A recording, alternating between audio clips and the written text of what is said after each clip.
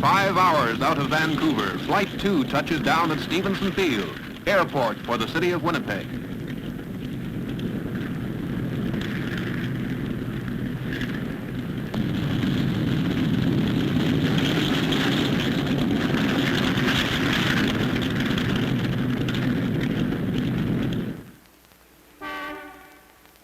Busy halfway house for trans-Canada travel, Manitoba's capital today looks northward with new interest. Since the railroad pushed up to Churchill on Hudson Bay, the eastern Arctic has been opened for tourists as well as for trade. 2 excursion trains run to Churchill every summer, one from Winnipeg and the other from Regina, Saskatchewan.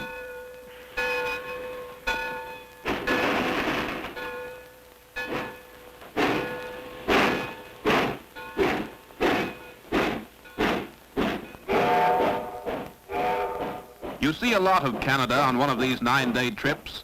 It takes in a cross-section of territory that includes wheat plains, wild bush country, and the barren lands. Journey's End on the way up is only 500 miles short of the Arctic Circle.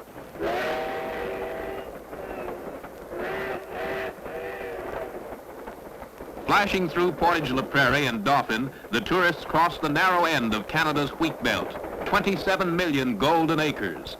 The train dips briefly into Saskatchewan at Kenora and Hudson Bay Junction, and by the following morning they're in the land of the trapper, the prospector, and the bush pilot.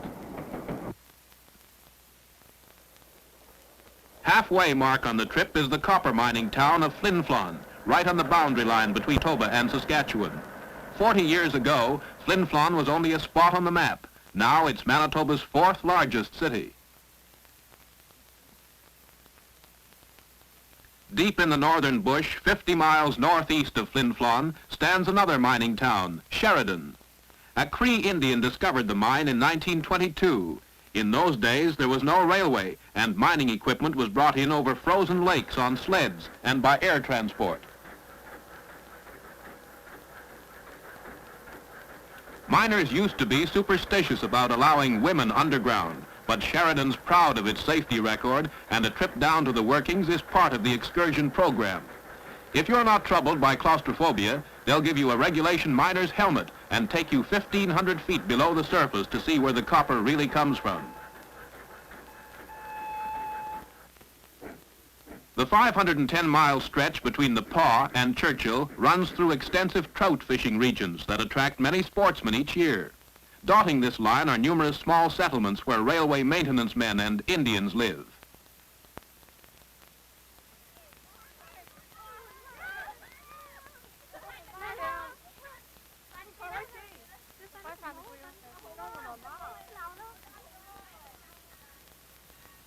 Like all kids, Indian youngsters love a puppy for a playmate.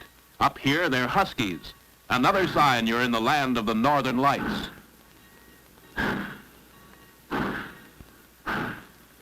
On the last lap to Churchill, the Muskeg Special crosses the mighty Nelson River at Kettle Rapids. Here's 1 million horsepower of hydroelectric energy just waiting to be developed.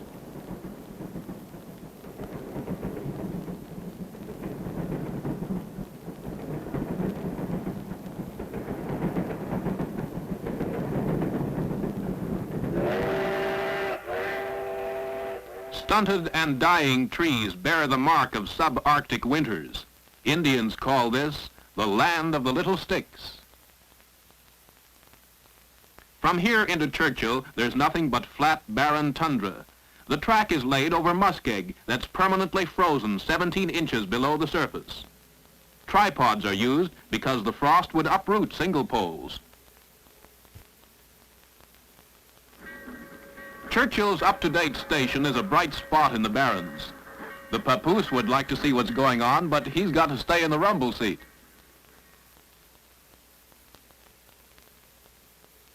Henry Hudson first saw the shores of this great bay in 1609. 10 years later, Jens Munk, a Danish explorer, sailed into the natural harbor at the mouth of the Churchill River. Towering over Churchill is the 2.5 million bushel grain elevator, built in 1931 to house western wheat, bound for Europe by a route 1,000 miles shorter than the Eastern Seaway. Ice conditions in Hudson Strait govern the length of the shipping season, which runs from August to October. Churchill is one of Canada's newest seaports. So far, about 15 ocean-going ships call every summer, but Western farmers and businessmen hope to increase traffic over the bay route. 5 million bushels of wheat have gone out through Churchill in one season, only a trifle of the port's capacity. Inbound cargoes include china, twine, machinery, and automobiles. At the entrance to Churchill Harbor stands the mightiest fortification the Hudson's Bay Company ever built, Fort Prince of Wales, protector of the British fur trade.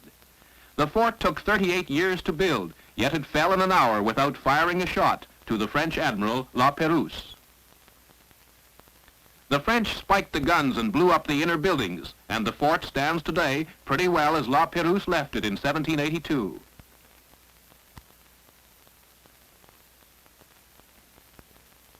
A mile up the river, Hearne and other explorers left inscriptions on the quartzite rocks.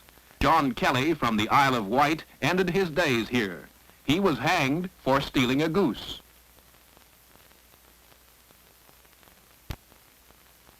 A few Cree and Chippewayan Indians spend their summers on the outskirts of the town.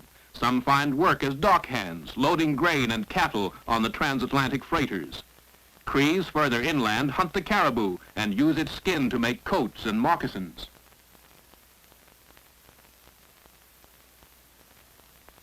Husky teams are tied up on the edge of town, well out of earshot. When they howl at night, it's one of the Northland's eeriest sounds. Another northern native is the ptarmigan. In winter, his plumage is snowy white. The barren ground caribou is a member of the reindeer family.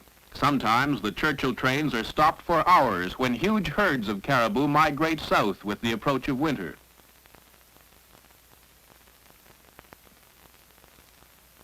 Both sexes have antlers which they shed each year in the early spring.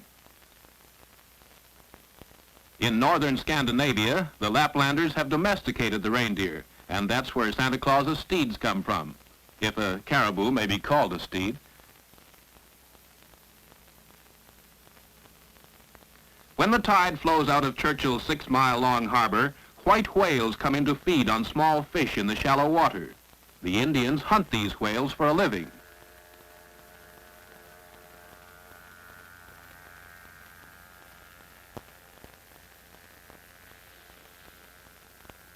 Hunting the white whale is tricky because he travels at 25 miles an hour, faster than the Indian's outboard canoe. The Indians maneuver the whale into shallow water and harpoon him. Then it's easy to follow the harpoon float and close in for the death blow. The white whale is also known as the beluga, and a mature specimen runs up to 18 feet in length. The blubber is cut into sections and rendered down in a steam vat to produce whale oil.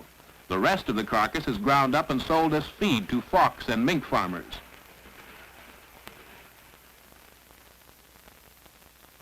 Churchill is coming into its own again in this age of science.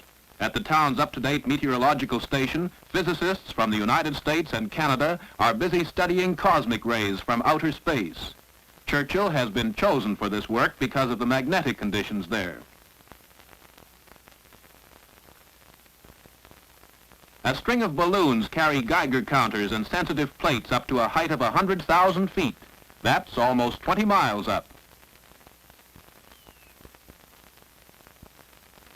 The Geiger counter transmits data to the ground, but the plates must be recovered and examined. The balloons are often lost, drifting out to sea over the bay. Very little is known about cosmic rays, but they have great penetrating power and seem to come from all corners of the universe. The balloons are tracked visually and by radio direction finder, so the scientists can plot their landing point. If you've a yen to see what's at the end of the line, to brave the edge of the Arctic, Churchill's your destination. It's as old as the age of discovery and as up-to-date as atomic energy.